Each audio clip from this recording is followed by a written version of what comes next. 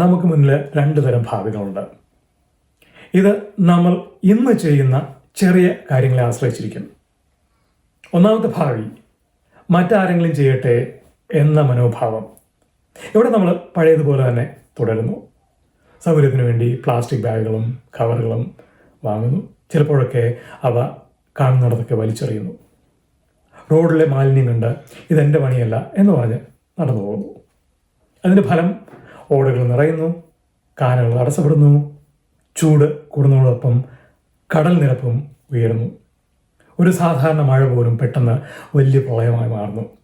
പതിയെ പ്രളയവും കടലാക്രമണവും നമ്മുടെ സാധാരണ ജീവിതത്തിൻ്റെ ഭാഗമായി മാറുന്നു. നമ്മൾ സുരക്ഷിതരല്ലാതായി മാറുന്നു. രണ്ടാമത്തെ ഫ്യൂച്ചർ സിനാറിയോ, രണ്ടാമത്തെ ഭാവി, നമ്മൾ ഉത്തരവാദിത്വം സ്വയം ഏറ്റെടുക്കുന്നു. കാര്യങ്ങൾ നമ്മൾ മാറ്റാൻ തീരുമാനിക്കുന്നു. പ്ലാസ്റ്റിക് ഒഴിവാക്കുന്നു, മാലിന്യങ്ങൾ കൃത്യമായി വേർതിരിക്കുന്നു. ഓടകളിലേക്ക് മാലിന്യം തള്ളുന്നത് നമ്മൾ നിർത്തുന്നു.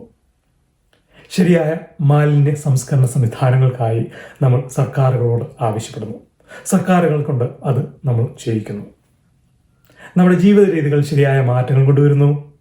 ഇതിനായി നമ്മുടെ രാജ്യം സിംഗപ്പൂർ പോലെയായി മാലിന്യം വലിച്ചെറിയുന്നവരെ ശിക്ഷിക്കുകയും കഠിനമായി ശിക്ഷിക്കുകയും ഒന്നും ചെയ്യേണ്ട ആവശ്യം വരുന്നില്ല. നമ്മൾ സ്വയം മാറിയാൽ മതിയാകും.